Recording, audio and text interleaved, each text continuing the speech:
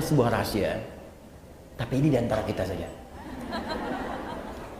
Kalau ibu bisa belajar adab ini lebih bagus, atau tanamkan kepada anak anda, cucu anda, belajar adab lebih dahulu, maka Allah akan buka semua peluang ilmu dengan begitu mudahnya. Adabnya berhasil, ada orang yang ketika adabnya berhasil baru dibacakan sekali, Allah sudah tanamkan kalimat itu dalam jiwanya, seketika hafal. Imam Al-Bukhari itu sekali dibacakan langsung hafal.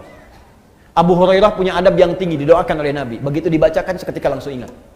Ada orang yang baru mendengar langsung paham kemana arah pembicaraan ini. Ada. Apa rahasianya? Yuk, adab yang kedua. Satu tadi lurusnya niat, dalilnya sudah ada. Makanya Nabi menekankan di Al-Bukhari nomor hadis yang pertama, innamal a'malu bin niat. Amal itu bergantung kepada niatnya. Maka ibu tolong luruskan niat, Bu. Anaknya kalau sekolah diniatkan diluruskan niatnya karena Allah. Ibu saya tanya, anak disekolahkan supaya pintar apa supaya Allah ridha? Ridha. Benar. Supaya pintar apa supaya Allah ridha? Tuh kan mulai nambah, pintar dan Allah ridha. Coba dilihat lagi. Kalau ibu ingin Allah ridha, ibu pasti akan mencari sekolah yang mendatangkan keridhaan Allah. Coba, ibu pengen Allah ridha. Allah ridha dengan orang yang soleh. Allah ridha ketika hambanya tidak meninggalkan sholat. Nah, ibu sekolahkan anak di tempat yang tidak mengajarkan sholat. Ya gimana? Ya wajar kalau pulang dia nggak bisa sholat. Ya wajar kalau dia pulang ibunya capek teriak-teriak, sholat dulu. Nah, asarnya, mama gimana sih? Tadi barusan duhur, sekarang udah asar lagi. Coba cek. Maka cari yang pintar dan Allah ridha. Sekarang banyak, Bu, sekolah-sekolah yang membuat murid pintar dan Allah ridha. Dan sekarang Masya Allah kampus-kampus bahkan membuka beasiswa bagi para penghafal Quran. Kampus umum loh, membuka beasiswa bagi para penghafal Quran. Bahkan sekarang di kepolisian, di tentara, di pekerjaan-pekerjaan umum, itu penghafal Quran dapat prioritas. Tiba-tiba ada orang liberal mengatakan, ini diskriminatif ini.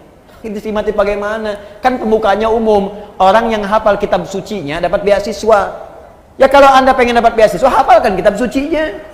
Silakan. Cuman memang Quran mukjizat untuk menunjukkan Quran itu firman Allah, bukan buatan manusia, makanya gampang dihafal.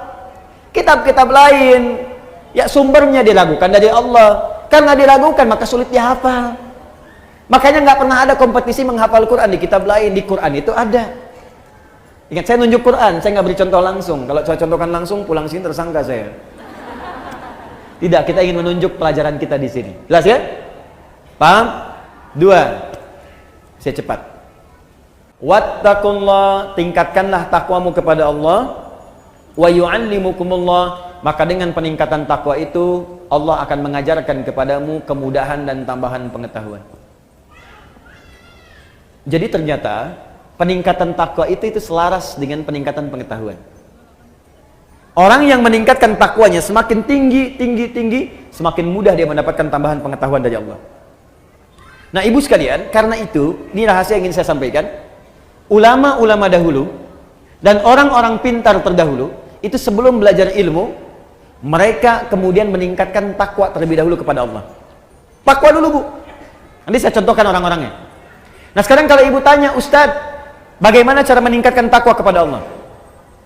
Kalimat takwa dalam Quran itu derivasinya disebutkan 115 kali. Ada 115 kali. Dari 115 kali penyebutan ini, puncak paling tingginya itu dua. Satu, jenisnya ada dua. Satu, ibadah ritual.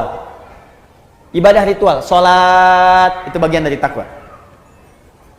Dzalikal kitabu la raiba fi hudal lil muttaqin. Muttaqin orang takwa. Siapa muttaqin orang takwa ini? Ayat 3-nya. Alladzina yu'minuna bil ghaib wa yuqimunas shalah. Karena itu, kalau anak ibu ingin dimudahkan pengetahuan oleh Allah, Allah yang punya ilmu, Allah yang punya pengetahuan, Allah yang punya wawasan segalanya, semua tidak luput dari Allah. Ya, perhatikan, wa huwa ala kulli syai'in qadir, wa huwa bikulli syai'in alim. Semua Allah tahu. Kalau ingin diberikan oleh Allah pengetahuan itu, maka dekati Allah pemiliknya. Bagaimana caranya? Salat. Tingkatkan salatnya. Maka anak ibu jaga betul disiplin salat. Kalau perlu tambah, Bu, tahajud.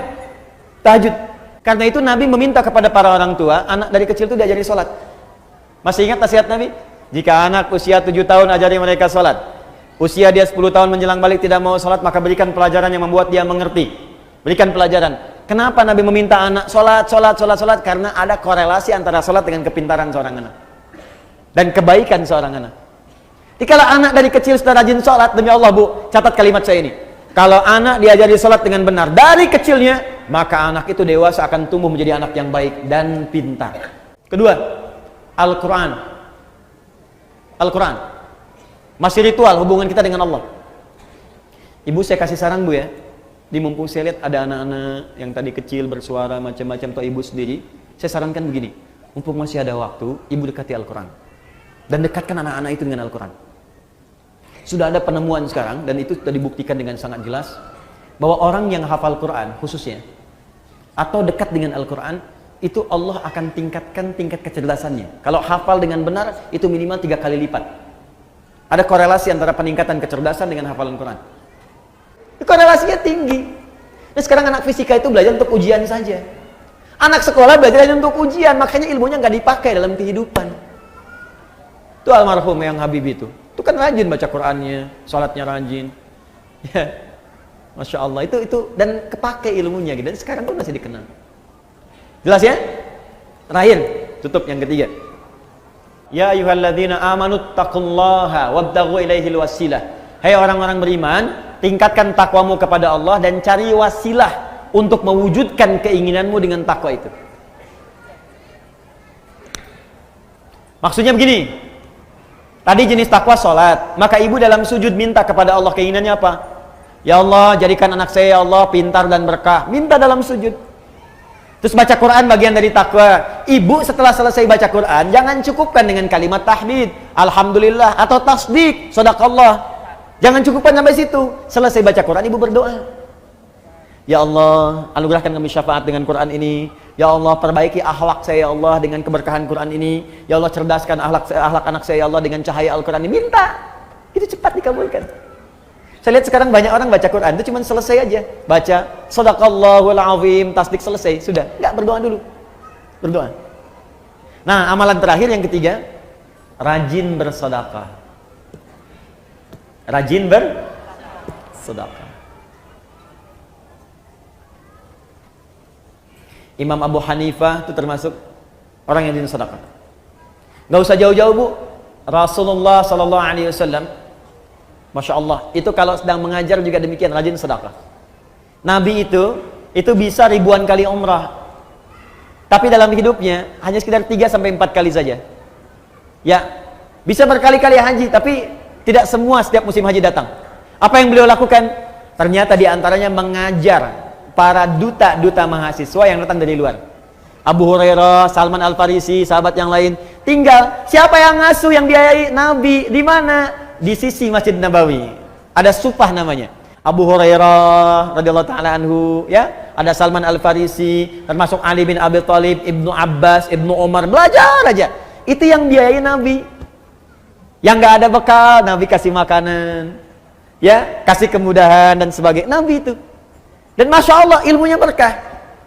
Jadi makanya saya diajari oleh guru kami, itu setidaknya kalau belum bisa memberikan sesuatu kepada murid, saya datang pada guru saya bertanya, Syekh berikan saya nasihat. Adinda, ya bunayya anakku, siang engkau belajar, malam engkau dekati pada yang memiliki pengetahuan. Maka mintalah kepada Allah agar ilmu yang engkau ajarkan itu meresap ke dalam jiwa-jiwa setiap murid yang belajar. Yang kedua, engkau doakan mereka. Dalam setiap malam engkau mengajar. Dan itu saya praktekkan. Pagi, siang saya mengajar, malam bangun, kita bayangkan lagi ngajar di mana, kita minta sama Allah. Ya Allah, sayangi setiap orang-orang yang belajar. Ya Allah, berkahi ilmunya. Ya Allah, lapangkan kehidupan mereka. Ya Allah, mudahkan mereka. Ya Allah, pertemukan kami di surga. Ya Allah, himpun dengan keluarga. Ya Allah, jauhkan mereka dari maksiat. Minta gitu. Itu dampaknya besar.